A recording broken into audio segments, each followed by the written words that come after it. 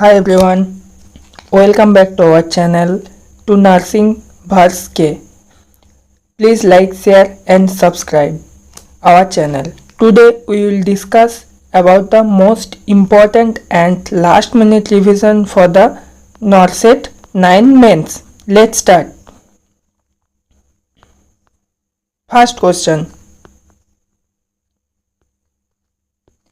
A patient in ICU suddenly develops tachycardia, hypotension, distended neck veins and muffled heart sound. What should the nurse suspected? First, option A, pulmonary embolism. Option B, pericardial tamponade. Option C, myocardial infarction. Option D, pneumothorax. A patient in the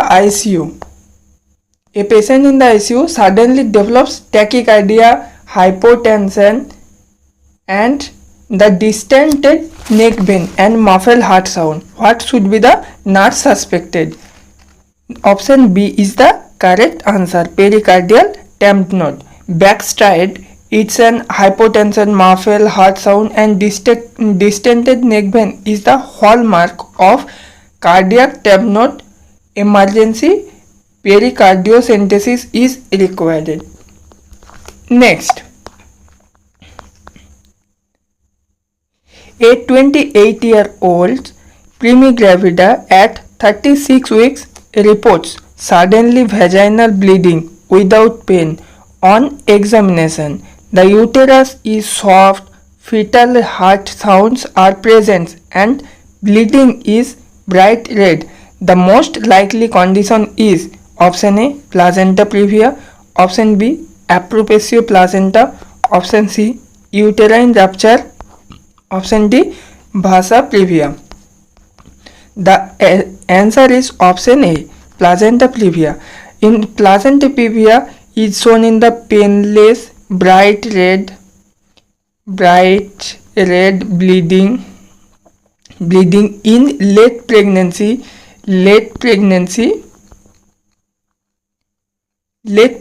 with soft uterus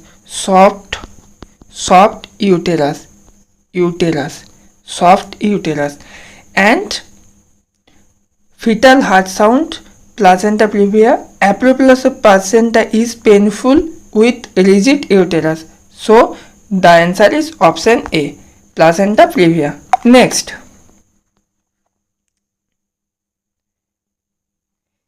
a patient with acute pancreatitis suddenly develops dyspnea and low SpO2. ABG shows PaO2 less than 60 mm of Hg. The nurse should suspect option A, pleural effusion. Option B, ARDS, acute respiratory distress syndrome. Option C, pulmonary embolism. Option D, pneumonia. The answer is option C, the answer is option B, acute respiratory distress syndrome, because severe pancreatitis can cause the systemic inflammatory responses and leading to ARDS characterized by the hypoxemia and refractory to the oxygen therapy. Next, a child with nephrotic syndrome is admitted with periorbital edema, ascites and decreased urine output. What is the priority nursing action? Option A, restrict salt and fluids. Option B, encourage protein intake. Option C, monitor daily weight and input output chart. Option D, administer diuretics. Main point is periorbital edema, ascites and decreased urine output.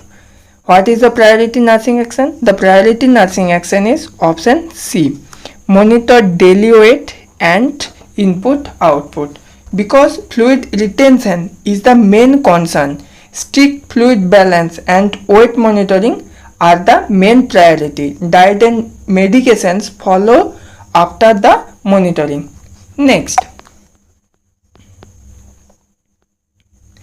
A patient develops high fever, chills, hypotension and tachycardia within 30 minutes of starting IV antibiotics.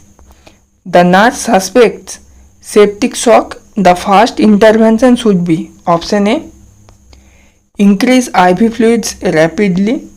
Option B, stop antibiotics immediately. Option C, start vasopressor. Option D, administer paracetamol. The answer is option A, increase the rapid IV fluids, because initial management of the septic shock, it is all a sign of the septic shock. In septic shock, aggressive fluid resuscitation to restore the perfusion. Vasopressor are the considered if fluids are not effective. Next, a newborn delivered by C-section is granting tachypnea with nasal flaring. The condition most likely is option A, meconium aspiration syndrome. Option B, neonatal pneumonia. Option C, transient tachypnea of newborn. Option D, respiratory distress syndrome. The answer is option C, transient tachypnea of newborn, because it occurs after the C-section due to delayed absorption of the lungs fluid. It present with the mild respiratory distress shortly after the birth. Next, a 65-year-old patient with COPD suddenly develops unilateral absent breath sounds, hypotension and tracheal deviation to opposite side. The nurse should suspect option A, pleural effusion. Option B, tension pneumothorax. Option C, pulmonary embolism. Option D, atelectasis. The answer is option B, tension pneumothorax. Tension pneumothorax. Unilateral absent breath sound. Unilateral absent breath sound plus tracheal shift plus hypotension is the classical sign of the tension pneumothorax. Tension pneumothorax.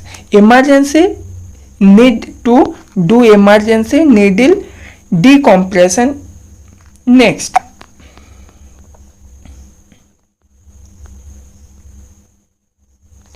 a patient on heparin therapy for the DVT develops sudden severe headache, hematuria and gum bleeding.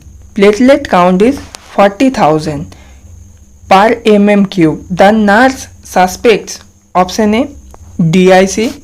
Option B, heparin induced thrombocytopenia. Option C, aplastic anemia. Option D, ITP. The answer is option B, heparin induced thrombocytopenia, because HIT, heparin induced thrombocytopenia, presents with the bleeding and thrombocytopenia and risk of thrombosis during the heparin therapy. Immediate discontinue of the heparin is the required. Next, a patient after thyroidectomy develops sudden stridor, hoarseness of voice and difficulty breathing. What is the nurse's priority action? Option A, reassure the patient. Option B, provide oxygen. Option C, call for the tracheostomy set. Option D, administer IV calcium gluconate. The answer is option C, call for the tracheostomy set, because stridor after the thyroid surgery indicates airway obstruction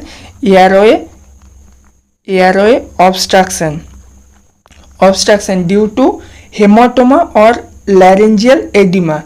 Immediate preparation for the airway management. So we have to call for the tracheostomy set. Next, a patient with cirrhosis present with the confusion, altered behavior and flapping tremors. The nurse recognize this is A. Hepatic encephalopathy. Option B. Hypoglycemia. Option C. Waring's encephalopathy. Option D. Stroke. The answer is option A. Hepatic encephalopathy. Because cirrhosis plus flapping tremors plus confusion, it is the classical sign of the hepatic encephalopathy due to high ammonia level.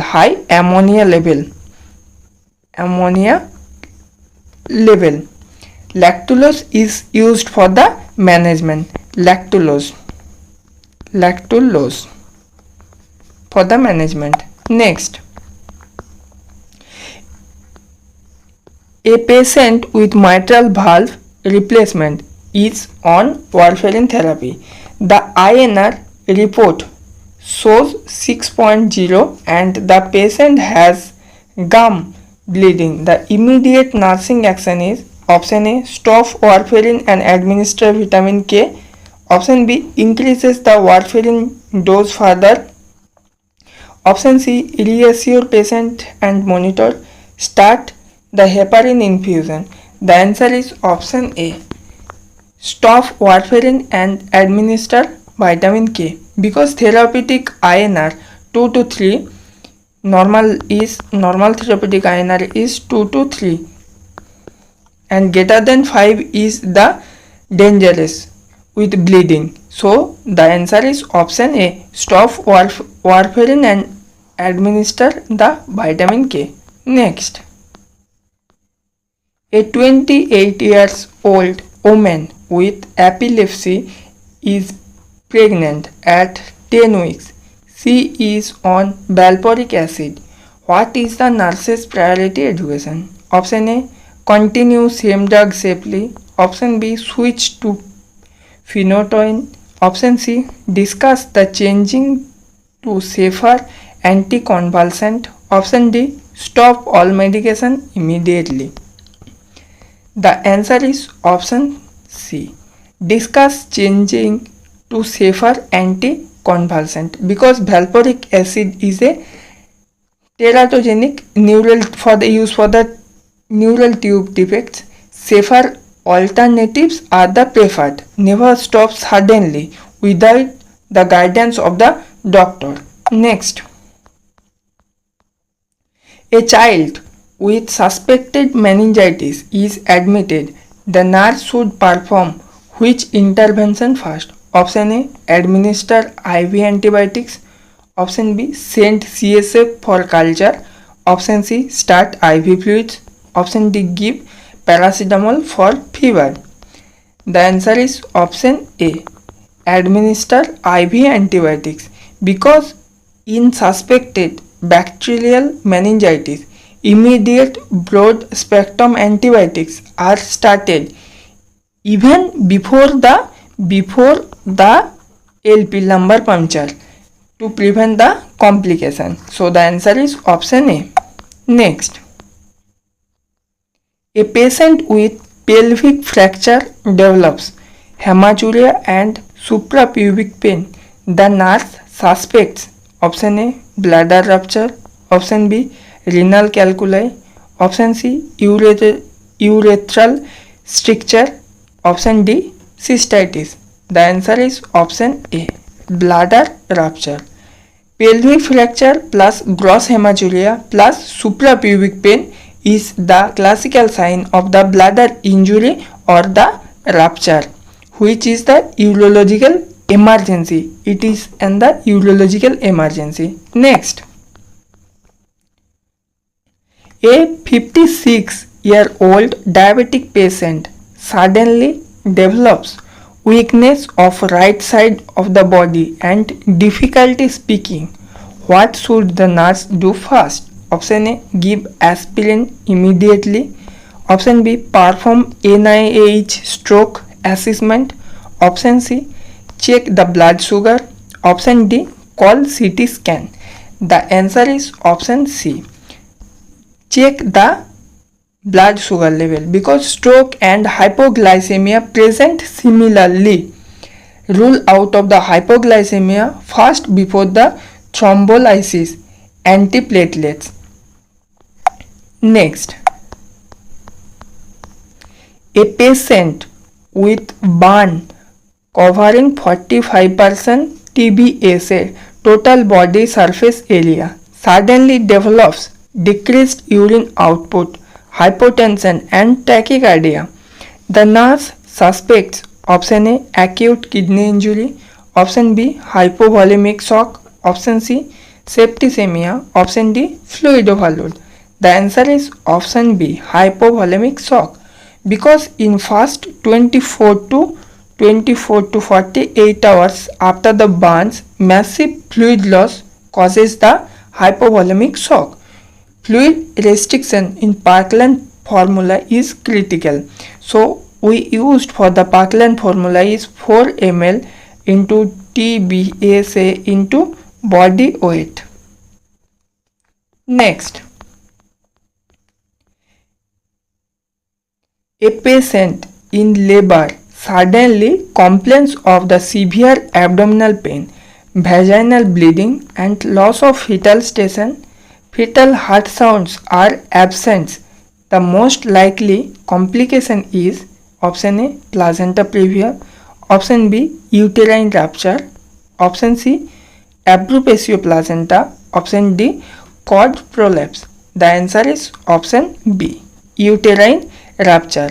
Painful bleeding, loss of fetal sensation and absent fetal heart rate is a laboring woman classical uterine rupture sign. So the answer is option B. Next, a nurse is caring for a patient receiving IV mannitol for raised ICP. Which finding requires immediate intervention? Option A, decrease urine output, option B, crackles on lungs auscultation, option C, blood pressure 110 by 70 mm of Hg, option D, serum sodium 142 millicu per liter. The answer is option B, crackles on the lungs auscultation, because mannitol can cause fluid overload and pulmonary edema. It's cause the lungs crackle need the urgent attention. Next, a patient on mechanical ventilation suddenly develops high pressure alarm. The nurse should first option A, suction the airway, option B, check ventilator setting, option B, administer sedation, option D, disconnect and reconnect the ventilator. The answer is option A, suction the ventilator, because option A, because high pressure alarm can cause due to obstruction, secretion, kinking tube, biting is happened due to the obstruction of the pipe or the biting of the pipe. So first action we have to do suction the airway first. Next, a patient receiving chemotherapy develops fever and total WBC is 1200 per mm cube. The nurse should anticipate option A, start broad spectrum antibiotics, option B, administer paracetamol only, option C, discontinue chemotherapy, option D, keep patient under the observation. The answer is option A, start broad spectrum antibiotics, because this is neutropenic sepsis. It is an oncology emergency. Immediate IV antibiotics are for the life saving. Thank you everyone. If the content is helpful for you, please like our video, comment and subscribe our channel. Thank you.